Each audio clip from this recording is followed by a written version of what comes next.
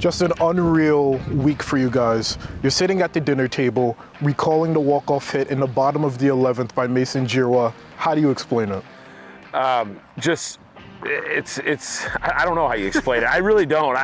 It's kind of the mold of our team, though, right? Like it's one of them things where unless you're close, and we talk to our kids about keeping our circle small, so not a lot of people see it. They just say, oh, it's a crazy game, it's a walk-off hit, but as weird as it sounds, there wasn't ever panic. It was just like it's a matter of time, and this group's built different. You guys are 5-1 in games decided by one run this season. Last year that record was 2-1. What does the ability for you guys to stay in these tight games, be nearly perfect in these tight games, say about your team heading into the state Final Four? Yeah, it's a good question. So what I did at the beginning of the year was, in the staff meeting and the coaches agreed, we made it as hard as we could on our kids. And I thought that our team would be very good at winning the easy games, winning 8-0, 10-0. We knew we had talented players. We knew we had a good deep pitching staff.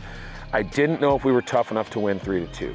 We try to put our kids in position to have to play in those types of big moments, so that way when it matters, it's not overly huge. It's not exaggerated, and they're used to it and they're comfortable there.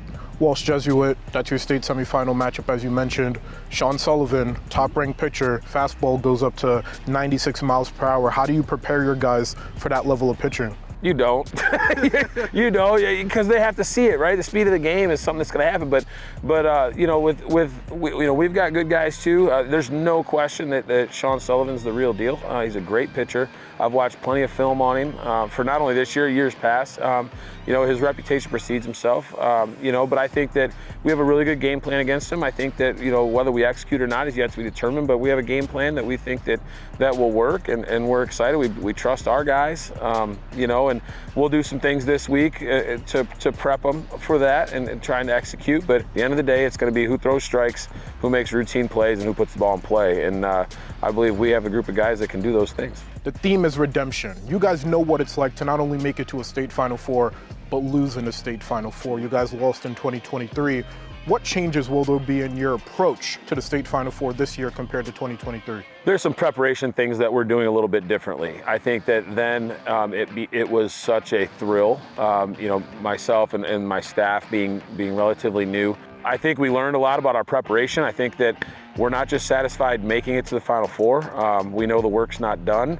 We're grateful for the opportunity. We're humbled by the opportunity. We know that not everybody gets to this point, but in our mind, we set a goal at the beginning of the year, and the Final Four wasn't the goal. It was more than that. How do you grade your team's playoff run so far in regards to whether or not it has reached its full potential?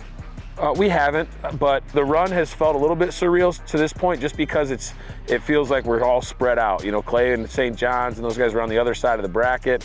We had a bye to the district final. Then all of a sudden we're playing 3 hours away in Xenia. So it's felt a little bit weird. I miss the local competition that we are used to in the tournament. I do miss that, but I don't miss the feeling of being in the Final Four, I can tell you that much. You guys have won the district, the conference, here you are winning the regional. But for you guys to finally get over the hump and win a state title, what is it going to take? Belief. It's going to take the culture that we've instilled in our kids, and then making the routine plays. Not anybody has to do anything more than what they're capable of. You know, we don't need somebody to go 4 for 4 with a home run and this and that, and I don't need Owen to go out and have 11, 12, 13 strikeouts. It's a matter of playing team baseball, picking up the guy behind you and loving each other, doing the things the right way, playing the game the right way, which is what we've tried to preach and what our kids have bought into. I don't think it's a matter of talent. I think the talent's there. I don't think it's a matter of will. The will is there. It's a matter of execution. And if we go out and just play our game of baseball, I think that we will be in the conversation for a state title. I think that we should win it. Whoever's holding that trophy in Canal Park on Saturday night will have definitely earned it. And I think all 4 teams left are capable.